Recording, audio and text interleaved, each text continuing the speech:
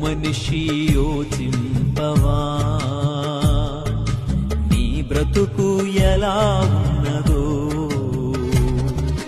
బలము చూచి భంగపడకుమా ధనము చూచి దగా పడకుమా బలము చూచి భంగపడకుమా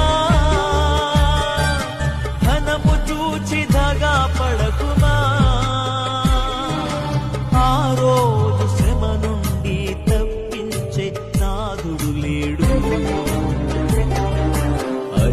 అదే ఆ రోజు యేసయ్య ఉగ్రత రోజు